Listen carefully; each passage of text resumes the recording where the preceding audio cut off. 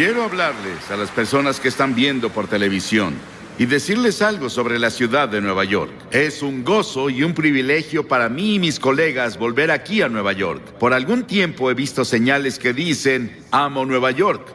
Y eso es verdad para mí. Me enamoré de Nueva York hace años. Le dije al alcalde Dickens la semana pasada que lo visité, que él y los líderes de la ciudad siempre estarían en mis oraciones y que Dios estaría con ellos para ayudarlos a resolver los problemas de esta ciudad. Pero no pueden resolverlos sin su ayuda y no pueden resolverlos sin la ayuda de Dios. Vamos a tener que volvernos a Dios. Acudimos a todo y fallamos. Ahora acude a Dios. Algunas iglesias y sinagogas, cuando piensan en las necesidades agonizantes de las personas, han abandonado la proclamación de nuestra relación con Dios o con Cristo. Y hemos adoptado un objetivo político y social que, si se sale de balance, puede dejar las almas y las bancas vacías. Con todos los que hablo están de acuerdo en que Nueva York es el lugar más solitario del mundo. Y las personas se vuelven cada vez más irritables y agresivas en su esfuerzo por defender su territorio. Hay poco espacio para otros y menos para Dios. Estar sin Dios en Nueva York es estar terriblemente solitario, y eso lleva al sentimiento de que la vida es inútil. Hace unas semanas, el New York Times dijo que el libro más vendido de su clase era El último recurso de Derek Humphrey, un manual sobre cómo suicidarse. ¿Esa es la forma de acabar tu vida? ¿En suicidio? Muchas personas quieren darle la espalda a Nueva York. Ven los problemas de Nueva York como incurables. Deberían quedarse en Nueva York y hacer algo sobre eso para cambiar Nueva York. Y creo que podemos hacerlo. Y si Nueva York cambiara, tocaría a Londres y París y a todas las otras grandes ciudades del mundo. No veo la forma de hacerlo sobre Nueva York. Dios ama Nueva York y Él no se ha rendido con esta ciudad, porque Él no se rinde con las personas. Aunque sean grandes y maravillosos, los edificios de Nueva York no son Nueva York. Aunque las avenidas de la ciudad de Nueva York son amplias y famosas, no son Nueva York. Aunque los lugares sean maravillosos y los musicales, el arte y los conciertos, no son Nueva York. Los neoyorquinos son lo que conforma Nueva York. Nueva York es un lugar donde las personas viven y Dios está interesado en las personas. No voy a hablar sobre lo que creo que es la respuesta para los problemas, sus problemas y los problemas de Nueva York. Hay una mejor manera. Voy a hacer mi mensaje muy corto hoy y sé que les fascina. Nunca me gustó oír sermones largos y aún me gusta escucharlos cortos. Una vez presentaron a un hombre y dijeron que hablaría 20 minutos y habló por 1 hora y 10 minutos y seguía hablando. Y el hombre que lo presentó le lanzó un mazo y falló y le pegó a la mujer en la fila de enfrente. Y ella gritó, pégueme de nuevo, aún lo escucho. Y no quiero que me pase eso hoy. Quiero que vayas conmigo al versículo 16 del 3er capítulo de Juan. Juan, 3er capítulo. Porque de tal manera amó Dios al mundo, que ha dado a su Hijo unigénito para que todo aquel que en Él cree no se pierda, mas tenga vida eterna. ¿Cuántos podemos decirlo juntos? Díganlo todos juntos. Porque de tal manera amó Dios al mundo, que ha dado a su Hijo unigénito, para que todo aquel que en Él cree no se pierda, mas tenga vida eterna. Ese es el Evangelio en resumen. Es una Biblia en miniatura. Cada cosa que debes saber sobre la redención y la salvación está en ese versículo de las Escrituras. 30 palabras maravillosas que mi madre me enseñó cuando estaba bañándome un sábado en la noche en una granja en Carolina del Norte. Ella dijo, quiero que te aprendas este pasaje de la Biblia. Y me enseñó ese pasaje porque de tal manera amó Dios al mundo, que ha dado a su Hijo unigénito, para que todo aquel que en Él cree no se pierda, mas tenga vida eterna. Muchas personas me preguntan, si Dios ama al mundo, ¿por qué permite tanto sufrimiento en el mundo? La guerra, las enfermedades, la pobreza, el odio, la soledad, el aburrimiento, el vacío, los problemas psicológicos, el desempleo, la violencia, la tensión, todas esas cosas. ¿Por qué Dios no viene y lo para? Esa es una pregunta que muchas personas se hacen. Algunas personas aquí en Nueva York dicen, ya no puedo más, y se están suicidando. Las presiones de la vida son muy grandes. Ellos no las soportan. ¿Por qué? Si hay un Dios, ¿por qué no lo termina? Algunas personas dicen, ¿por qué Dios nos ha abandonado? Pero Dios no nos abandonó. Nosotros lo abandonamos. Muchos de los jóvenes aquí han oído la canción del año pasado del álbum Edge of the Century, álbum de Styx. Pero ¿has escuchado las palabras, la letra? Aquí está la letra, escucha. Todas las noches digo una oración, esperando que haya un cielo, pero cada día estoy más confundido. Cuando los santos se vuelven pecadores, todos los héroes y las leyendas que conocí de niño han caído como ídolos de arcilla, y siento este lugar vacío adentro. Tengo tanto miedo que perdí mi fe. Muéstrame el camino, muéstrame el camino. Llévame esta noche a la montaña y llévate mi confusión y muéstrame el camino. Y si veo una luz, ¿debo creer? Dime cómo lo sabré.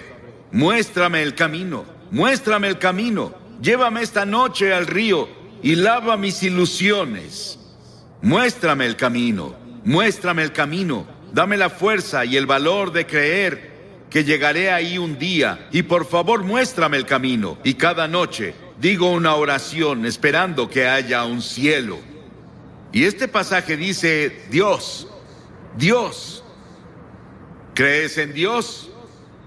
Sí. No puedo probar a Dios. No puedo llevarte a un laboratorio científico y probarte que hay un Dios. Pero la Biblia nos enseña sobre Él. Él es el creador. En el principio Dios creó los cielos y la tierra. Todas las estrellas que ves en la noche, si pueden verlas en Nueva York, Dios las creó y las colocó.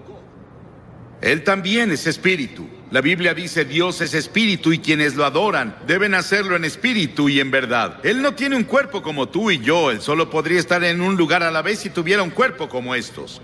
Pero Dios es espíritu y está en todos lados al mismo tiempo. Puede estar en Rusia, puede estar en China, puede estar en América, puede estar en África, puede estar en Latinoamérica, puede estar en todos lados al mismo tiempo. Dios también no cambia. Yo soy el Señor Dios que no cambia, dice la Biblia, en el cual no hay mudanza ni sombra de variación, dice Santiago. La Biblia enseña que Dios es un Dios santo, absolutamente santo. Él no puede ignorar el pecado. La Biblia también nos dice que Él es un Dios de juicio, pues Dios juzgará toda obra, aun la realizada en secreto. Piénsalo, cada cosa secreta que hiciste, todos tus pensamientos secretos, las cosas que pensaste que nadie sabía, un día serán sacadas a la luz y vas a ser juzgado. La Biblia dice que Dios ha fijado un día en el que juzgará al mundo. Piénsalo, fijó un día, un momento en el que Él va a juzgar al mundo y tú estarás ahí. Dios, pero Dios también es un Dios de amor. Mi madre me amaba, pero ella no me amaba ni cercano a lo mucho que Dios me ama, y eso parece imposible de creer. Mi esposa me ama, yo la amo. Tengo 5 hijos, los amo. Tengo 19 nietos, los amo, y espero que ellos me amen. Tengo 3 bisnietos, creo que me aman, y los amo, y sé que todos aman al Señor. Pero nada puede compararse con el amor de Dios. Tuvieron que inventar una nueva palabra en griego para decirnos algo sobre el amor de Dios. Dios es un Dios de amor, Él te ama. Y si hay una cosa que quiero que te lleves de este gran parque cuando te vayas hoy es esto: Dios te ama. Dios te ama. Dios te ama. Y Dios está interesado en ti. Y Él tiene contados tus cabellos. Él ve al pajarillo caer. Sabe todo de ti y te ama. No importa cuántos pecados hayas cometido o lo que hayas hecho. Podrías haber llegado tan bajo como Nicky Cruz lo describió, su vida hace rato, pero Dios te ama. Y si Dios pudo cambiar a Nicky Cruz y cambió a Johnny Cash, Dios te cambiará, si se lo permites. Y Él puede hacerlo hoy. Comienza ahora. Sí, Dios es un Dios de juicio. Él traerá juicio a cada obra. Y Él estableció un día en el que Él traerá el juicio al mundo. Pero Dios también es un Dios de amor. Nada se compara al amor de Dios. La Biblia dice, Dios es amor. Sí, los he amado con amor eterno, dice Jeremías. Y por esa razón Dios creó al hombre. ¿Te has preguntado por qué estás aquí? ¿Por qué Dios creó los humanos? ¿Y cuál es el propósito de los humanos? Dios te creó porque Él es un Dios de amor. Y Él quería que otras criaturas en el universo pudieran elegir amarlo también. Entonces, Él creó al hombre, Adán y Eva. Él los puso en un paraíso perfecto. Y creemos que se localizaba en un país que ahora se llama Irak, en la cabeza del Golfo Pérsico. Mucho de la Biblia se escribió en Irak, Nínive, Babilonia, Ur de los caldeos, de donde viene Abraham. Y Abraham es el padre de los judíos, de los cristianos y del pueblo islámico. Abraham es alguien a quien vemos como el principio. Él venía de Irak y es la razón por la que había mucho interés en Irak durante la guerra del Golfo. Por eso muchos libros fueron escritos en la Biblia sobre el Golfo. Y Dios creó al hombre y lo puso en el jardín del Edén, un ambiente perfecto, un paraíso perfecto. Y Dios le dio al hombre una elección. Dios dijo: quiero que tengas todo el fruto del jardín, salvo un árbol. No puedes comer de ese árbol. Dios probó al hombre. Y Dios dijo: si comes de ese árbol, vas a romper mi ley, vas a sufrir y morirás.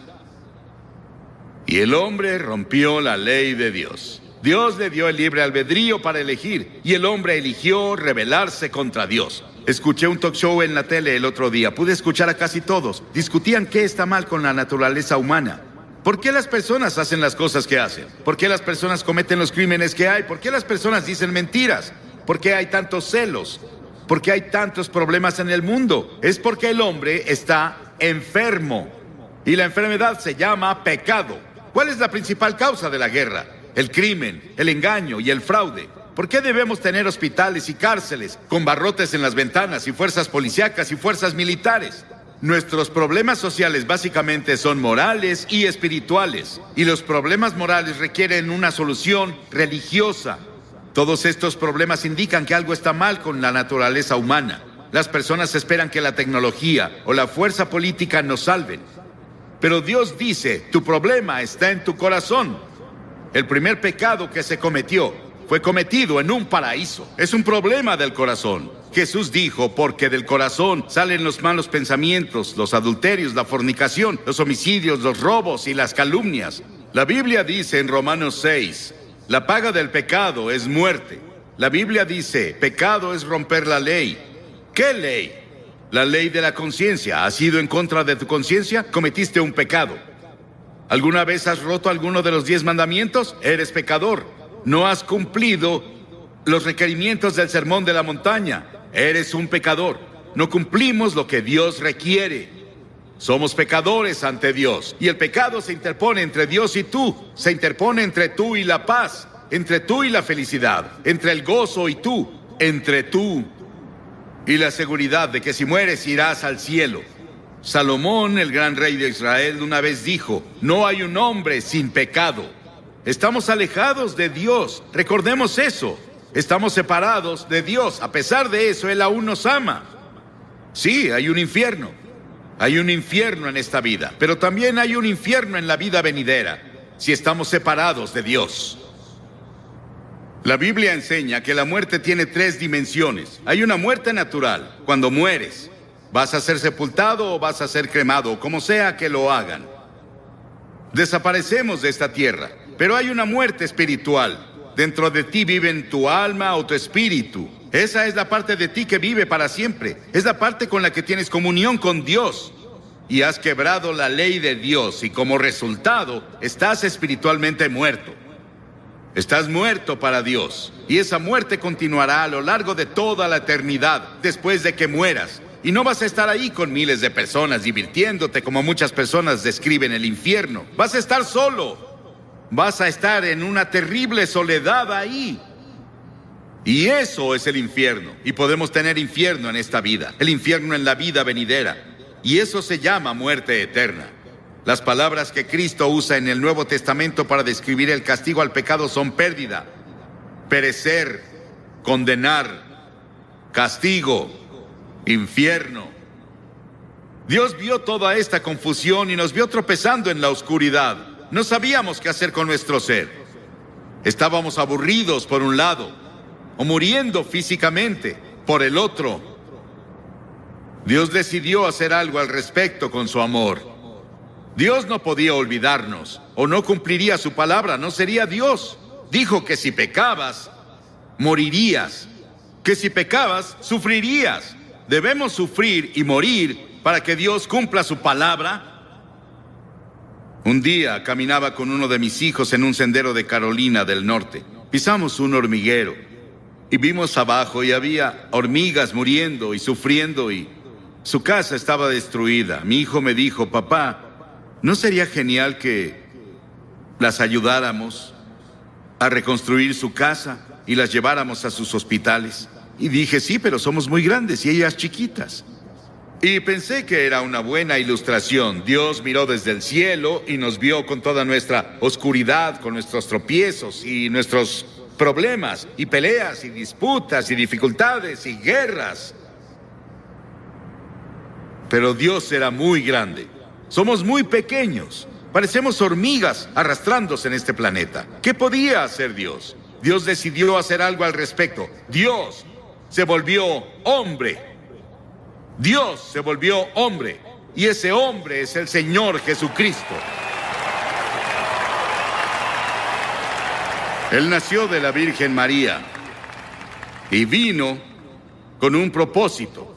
Él vino a salvarte y a salvarme y a salvar al mundo. Y Él vino a morir. Es el único hombre que vino al mundo con el propósito de morir. Llevó nuestros pecados a la cruz.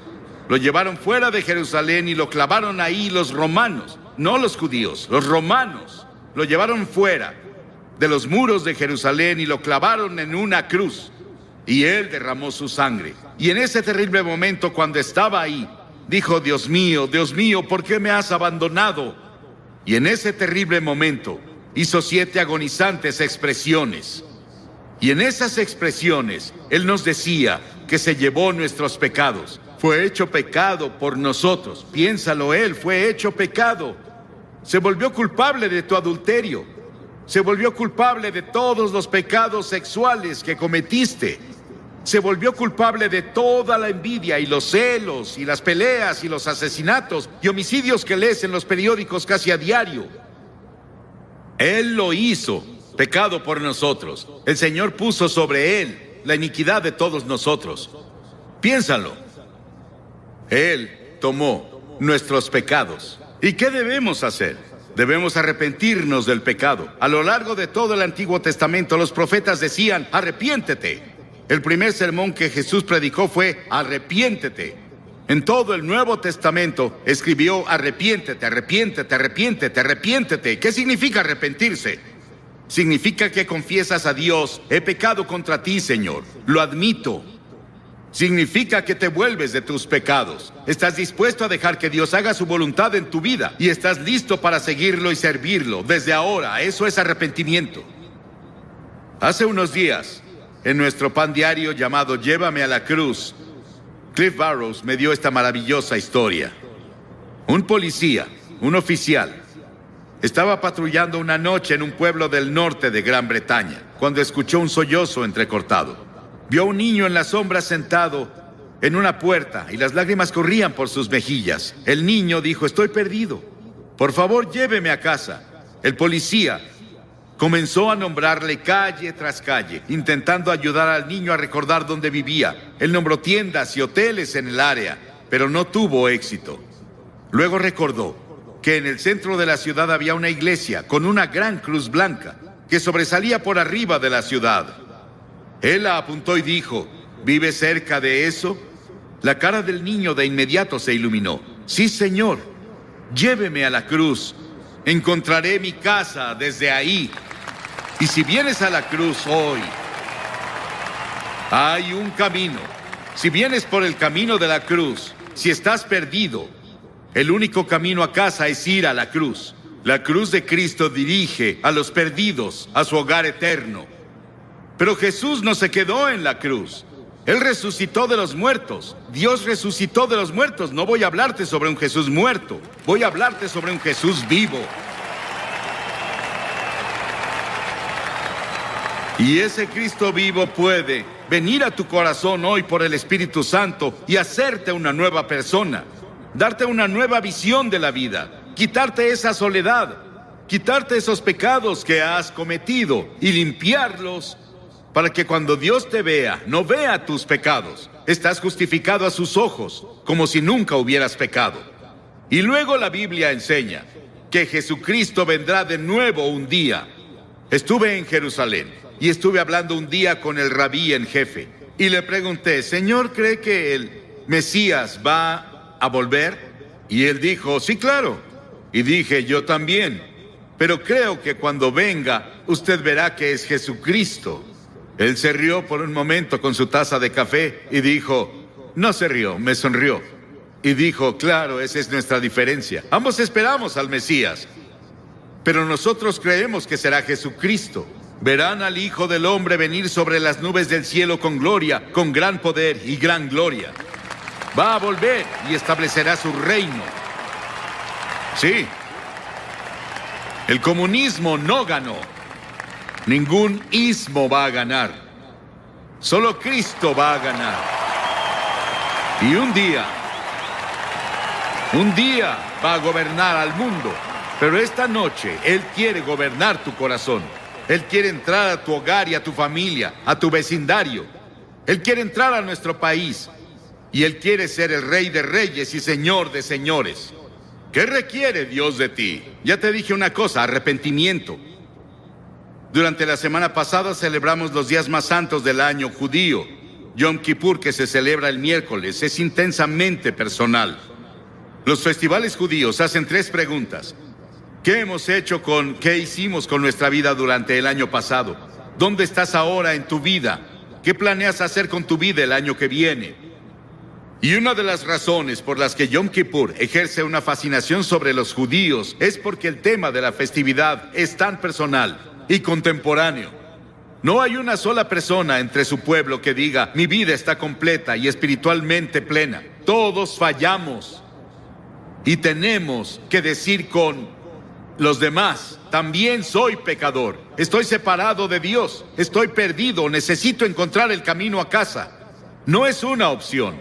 Es un mandamiento. En Hechos 17, el apóstol en su sermón dijo, Dios manda a todos los hombres de todas partes que se arrepientan. Piénsalo, Dios lo manda. Es un mandamiento que te arrepientas. ¿Te has arrepentido? ¿Estás seguro? Si no te has arrepentido de tus pecados, nunca verás el interior del reino de los cielos. Entonces ven por fe. Por gracia han sido salvados, por fe y no por obras, para que nadie se jacte. Nunca podrás ganarte entrar al cielo. Debes ir por fe en Cristo. Y vienes por la gracia de Dios. La gracia significa algo que no mereces. No puedes ganártelo. Vienes por fe a Él. Así fue conmigo. Con la fe de un niño. Dirás, Billy, esas cosas son tan simples. Jesús habló con tal simplicidad sobre las cosas espirituales que los niños lo oyeron con gusto. Debemos hacerlo simple. Es una verdad profunda, pero debe ser proclamada con simplicidad. Y todos los que hoy están dispuestos a decir, me arrepentiré de mis pecados, recibo a Cristo como Salvador, y quiero seguirlo y servirlo, o quiero rededicarme a Él. Tal vez quieras renovar tus votos que tomaste en la confirmación o el bautismo o cuando fuera. Y quieres decir, Señor, quiero volver a ti. Me alejé de ti y me confundí y perdí. Quiero que Cristo sea lo primero en mi vida. Quiero que perdone mis pecados. Quiero ir a la cruz y quiero seguirlo de ahora en adelante. Levanta la mano. Sí, hay muchas personas con la mano levantada. Y también muchas personas de pie. No puedo pedirte que te pares porque no sobresaldrías. Y hay 4 cosas que de ahora en adelante son muy importantes. Primero, lee la Biblia todos los días. La Biblia es comida para tu alma. En segunda, ora. Tal vez no orarás como un clérigo, pero puedes decir, Señor, ayúdame, necesito ayuda. Él vendrá a ayudarte, Él responderá a tu oración. Ora en el nombre de Cristo. Di, Señor Jesús, te necesito. Y luego la tercera cosa, sé testigo de Cristo. Dile a las personas cuando te vayas esta noche, o coméntales mañana. En la reunión en Great Lawn, hice un compromiso con Cristo y voy a cumplirlo con la ayuda de Dios. Eso te ayudará a ganar a otras personas para Cristo. Y luego, la cuarta cosa es ir a la iglesia. A una iglesia donde Cristo es proclamado. Y seguirlo y servirlo. Lo mejor que puedas, porque verás, cuando te vayas de aquí no te vas solo. El Espíritu Santo de Dios se irá contigo. Y quiero que repitas esta oración en voz alta conmigo. Ora en voz alta. Dios, soy pecador. Lamento mi pecado. Estoy dispuesto a alejarme de mi pecado. Y recibo a Cristo como Salvador. Lo confieso como Señor. Desde Helio, escuché sobre un hombre que debía hablar por 20 minutos. Y habló por 30 minutos. Y después de una hora seguía hablando y el hombre que lo presentó ya no aguantó. Así que tomó un mazo y se lo lanzó al predicador. Falló en pegarle y le dio a una mujer en la primera fila. Ella le dijo, pégueme de nuevo, lo sigo escuchando.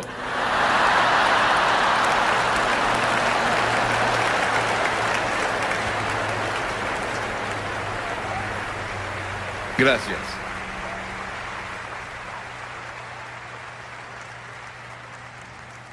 Quiero que vayan conmigo al capítulo 12 del Evangelio de Mateo.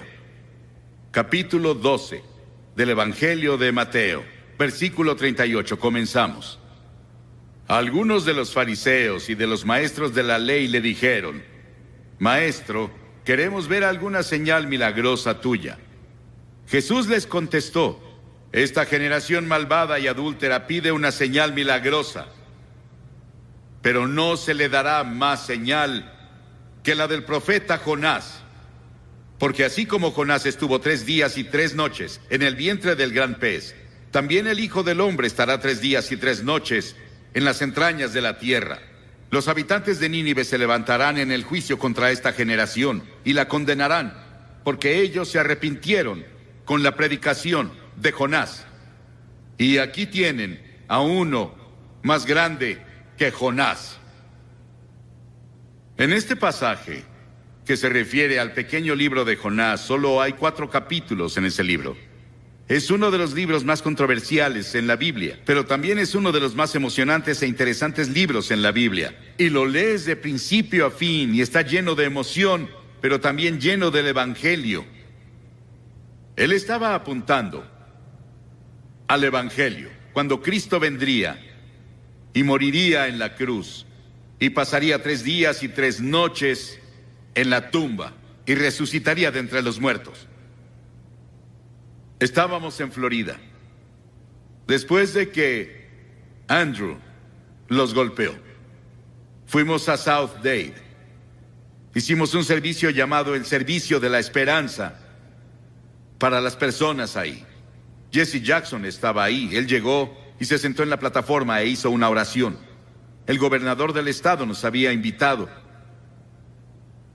Y vimos una devastación como nunca habíamos visto en ninguna parte. No creo que ni en Hiroshima o Nagasaki en Japón hubieran sufrido peor que lo que ves hoy en el sur de Florida. Pero parece que muchas tormentas y huracanes vendrán este año. Y otros se formarán en otros lugares. Luego leemos sobre Guam y la tormenta que golpeó a Francia y a Gran Bretaña hace solo 3 o 4 días, que dejó una devastación terrible en el sur de Francia. Y aquí, estos fariseos y saduceos y líderes religiosos estaban escuchando a Jesús y le pedían una señal. Dijeron, Señor, danos una señal. ¿Qué clase de señal nos darás de que tú eres en realidad el Hijo de Dios? Haces esos milagros, pero danos una señal real. Y Jesús dijo, son una generación malvada y adúltera, y están buscando una señal, y quieren un espectáculo que pruebe que soy el Hijo de Dios. Pero la única señal que tendrán La tendrán leyendo el libro de Jonás. Hace años, una historia de primera plana en un periódico decía que un tiburón de 2 toneladas había sido atrapado por un australiano. Tal vez fue Cocodrilo Dundee. Y también en Australia, un hombre fue perseguido por un cocodrilo asesino que lo atrapó y lo cortó en 8 pedazos. Hicimos una película en Australia hace tiempo llamada The Shadow of the Boomerang. Y había una hermosa jovencita que era la estrella de la película. Y cuando nos fuimos, ella fue a nadar con su novio en una de las playas. Y estaba como a 1 metro del agua disfrutando. Y llegó un tiburón y le arrancó la pierna. Y antes de que consiguieran ayuda, ella murió. Esta ha sido llamada la historia del pez. Pero es más que eso. Es una historia real. Es la historia que Jesús mismo mencionó. Él atestiguó de eso. Hay 300 tipos diferentes de tiburones. Pero la Biblia no dice que Jonás fue tragado por una ballena. Dice que Jonás fue salvado, no destruido, por un gran pez. Y lo creo porque la Biblia lo tiene y Jesús lo autentificó. Con todas las cosas que están pasando en el mundo biológico hoy, las personas tienen mucho menos dificultad en creer los hechos de esta historia que hace 50 años. Dios fue con Jonás. Vivía en la parte norte de Israel. Y las Escrituras dicen en el primer versículo de Jonás, la palabra del Señor vino a Jonás. La palabra del Señor vino a Jonás. Pero a Jonás no le gustó el llamado que le dieron. Dios dijo, quiero que vayas a Nínive, esa gran malvada ciudad. Es la capital del imperio más poderoso en el mundo, y quiero que vayas a predicarles y a predicar arrepentimiento y a decirles que si no se arrepienten, voy a destruirlos. Y a Jonás no le gustó, no quería a los ninivitas, porque los ninivitas llegaban con sus ejércitos y eran personas muy crueles. La historia nos dice que estaban entre las personas más brutales de la historia, y la forma en que trataban a sus prisioneros era algo que no repetiría desde la plataforma. Era tan horrible y tan terrible que Jonás no los quería. De hecho, él los odiaba. Y dijo, no voy a ir, Señor. Él fue a Jope, se compró un boleto y se subió a un barco a Tarsis que estaba del otro lado de España. Y mientras estuvo en el barco, llegó una tormenta, un huracán les pegó. Y los marineros se asustaron. Creyeron que iban a morir y dijeron, algo anda mal. Comenzaron a orar a sus diferentes dioses. Y el capitán bajó al casco del barco y vio a Jonás acostado ahí durmiendo. Y el capitán se dio cuenta de que algo estaba mal, porque él oyó que Jonás estaba huyendo de su Dios. Y el capitán lo despertó. Y los marineros después echaron la carga. Decidieron que junto con Jonás, él admitió que él estaba mal. Y dijeron, ¿qué haremos contigo? Él dijo, láncenme por la borda, y cuando caiga por la borda, el mar se calmará. El salmista dijo, ¿a dónde podría alejarme de tu espíritu? ¿A dónde podría huir de tu presencia? Jonás no podía huir de Dios. El diablo siempre tendrá un barco listo cuando una persona quiere huir de Dios. Jonás pensó que había pagado el pasaje, y el capitán del barco pensó lo mismo. Ambos cometieron un error. El pasaje más costoso que se paga es cuando navegas lejos de Dios. Entonces sí pagas un precio. La paga del pecado es la muerte. Cuentan la historia de Aaron Burr, quien estaba en Princeton. Y fue a una reunión evangelística y tuvo la convicción de pecado por 2 semanas. Y se puso bajo las estrellas una noche y dijo, Dios, no soporto esta convicción que pusiste en mí de mis pecados. Si me dejas en paz, no te molestaré nunca. Y desde esa vez nos dijeron que su alma está muerta. Intentó encontrar algo al final de su vida, pero ya era muy tarde. Esos marineros echaron su carga y cayeron sobre Jonás. Y Jonás cambió de opinión, y Dios preparó un gran pez. 3 días y 3 noches tuvo para pensarlo. Qué terrible agonía debió sentir.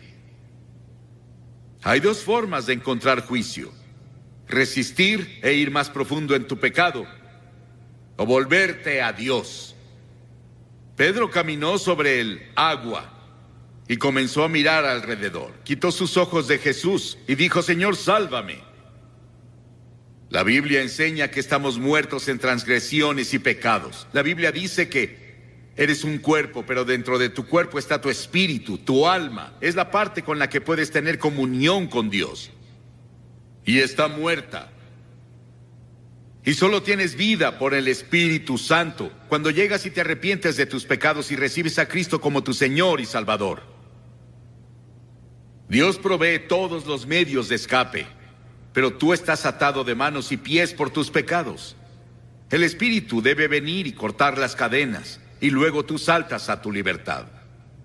Porque verás, esta historia nos cuenta la historia de la cruz. Que Jesucristo murió en la cruz,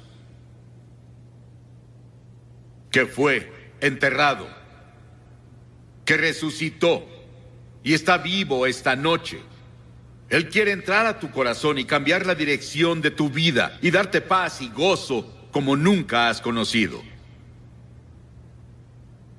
El Evangelio de Jonás. El Señor dio una orden y el pez vomitó a Jonás en tierra firme. Y la palabra del Señor vino a Jonás por segunda vez. Dios le dio otra oportunidad. Dios dijo: ve a Nínive. Y Jonás se levantó y fue a Nínive de acuerdo con la palabra del Señor. Y él clamó y dijo, comenzó a hablar en Nínive y dijo: Dios los librará por otros 40 días. Pero arrepiéntanse, arrepiéntanse. El juicio ya viene. Ese era Dios hablando a través de su mensajero. Ahora Jonás no quería hacerlo. No sentía ganas de hacerlo. Pero estuvo entregando el mensaje del Señor. Y el mensaje de Jonás no daba promesa de misericordia. Era un mensaje de arrepentimiento. Pero las personas de Nínive creyeron su mensaje. Y la Biblia dice que el avivamiento más grande, la mayor campaña evangelística en la historia del mundo, tuvo lugar en Nínive. Era una ciudad de tal vez 600,000 personas, más o menos según el comentario que lean. Y toda la ciudad, desde el rey hasta el más bajo, se arrepintieron. El rey se quitó el manto real, bajó del trono, fue a la calle, a la tierra, en cilicio y cenizas, y se arrepintió de sus pecados. Y Dios tuvo misericordia no solo del rey, sino de las personas, y todas las personas fueron salvadas. Eso podría pasar aquí. ¿No sería maravilloso si Portland, toda la ciudad, todo el estado de Oregon, todo el noroeste, se volviera a Dios?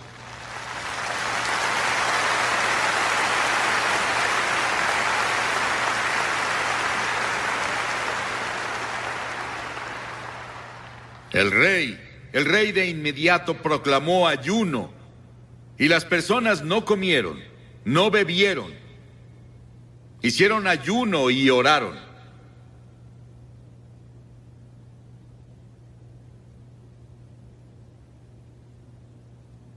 Tuvieron un gran avivamiento espiritual en Nínive. Los habitantes de Nínive, dijo Jesús, se levantarán en el juicio contra esta generación y la condenarán, porque ellos se arrepintieron con la predicación de Jonás. Pero uno más grande que Jonás está aquí. Si ellos se arrepintieron con la predicación de Jonás, ¿cuánto más debieron arrepentirse cuando oyeron el Evangelio de Cristo?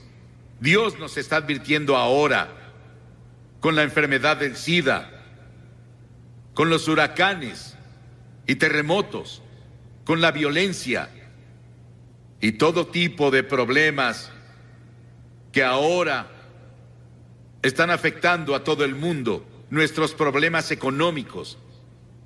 Todas esas cosas Dios las está usando para hablarnos. Y si no nos arrepentimos y nos volvemos a Él, el juicio vendrá. En Génesis 6, hablando de los días de Noé, las Escrituras dicen: no contenderá mi espíritu con el hombre para siempre. Serán sus días 120 años. Dios dijo: les daré 120 años para que se arrepientan. Si no se arrepienten, van a ser destruidos. Al final, cuando Noé estaba listo para entrar al arca, dijo Dios: les daré 7 días más. Y ya.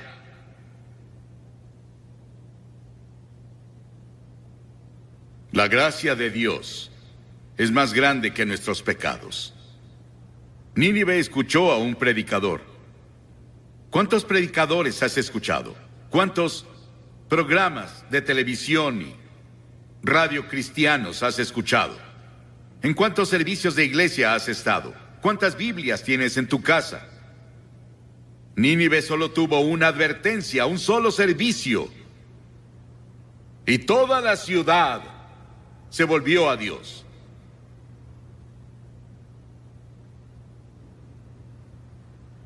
Jonás no estaba feliz con todo eso. Él no quería ver a las personas de Nínive salvarse. Jonás tuvo un momento de debilidad. No era necesariamente un hombre débil, pero un momento de debilidad no prueba que fuese un hombre débil. Muchos tenemos momentos de debilidad. Y muchos hemos hecho algo que no deberíamos hacer en un momento de debilidad, pero si te arrepientes de inmediato y dices: Señor, lo siento, por favor, ayúdame a no hacerlo de nuevo, Él te perdonará. Y Jonás fue al este de la ciudad y se dedicó a sacar su camper y descansar, solo mirando la ciudad desde... Él se encontraba en las montañas. Quería ver qué pasaba con las personas. Él quería ver si ese avivamiento duraba. Él quería ver si su campaña evangelística duraba. Y él no lo creyó porque no tenía confianza en las personas de Nínive. Él no tenía confianza siquiera en Dios, en que Dios podía hacerlo. Pero Dios preparó una planta para que creciera sobre él y lo protegiera del viento y de quemaduras del sol. Y Jonás se apegó tanto a aquella planta que casi se enamoró de ella. Él amaba a la planta que lo protegía más que a Dios. Y Dios dijo: si amas tanto a la planta en la que no gastaste tiempo ni trabajo, entonces ¿por qué no entiendes mi amor hacia Nínive, que yo planté, que le he dado años de atención y en los que he trabajado con amor eterno? Esa es la base de la gracia de Dios hacia nosotros. Hizo que nacieras. Él puso tiempo y esfuerzo a través de tu familia, como Bob nos dijo hace unos minutos. Él derramó su amor. Y las Escrituras dicen que Dios demuestra su amor hacia nosotros, que aun siendo pecadores, Cristo murió por nosotros.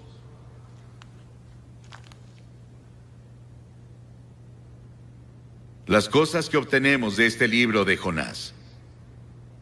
Dios se preocupa por ti. Dios es poderoso y puede usar las fuerzas de la naturaleza para despertarte y llevarte al reino. En Año Nuevo, en 1929, Georgia Tech enfrentó a la Universidad de California en el Tazón de las Rosas. En el juego, un jugador interceptó un pase, pero se confundió y corrió en la dirección opuesta.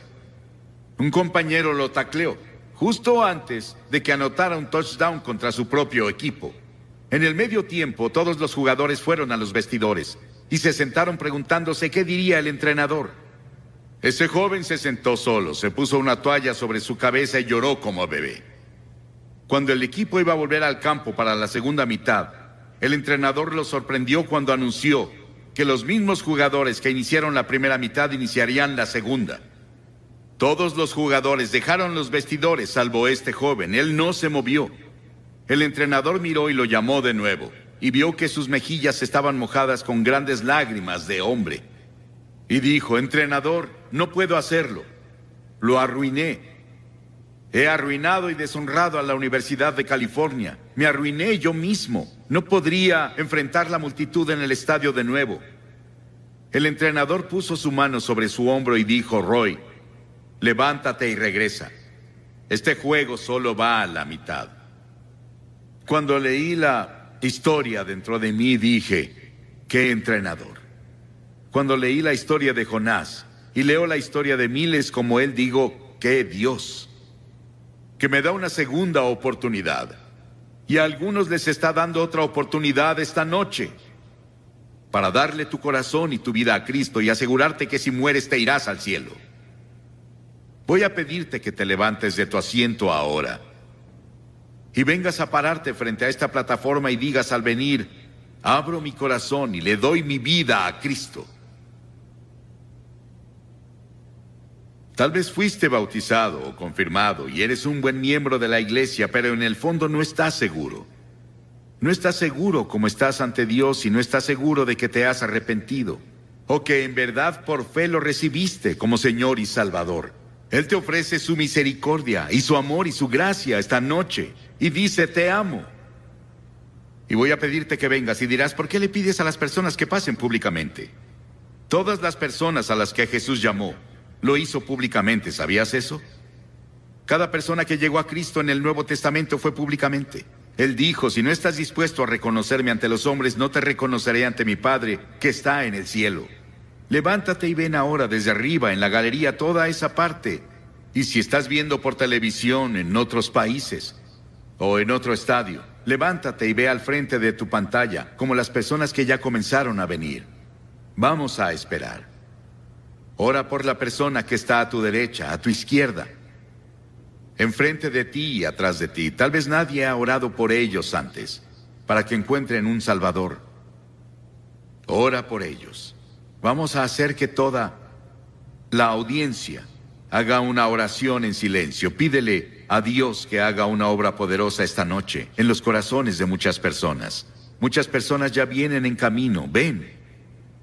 Desde la fila de arriba te tomará un minuto extra venir, así que comienza ya. Si estás con amigos o familia, puedes traer a tu amigo o puede esperarte. O si vienes en autobús, te esperarán.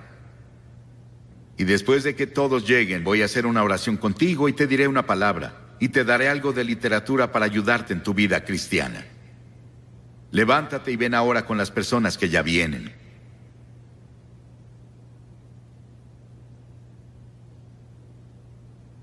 En otros lugares están viendo la televisión y no pueden ver lo que vemos aquí. Cientos de personas vienen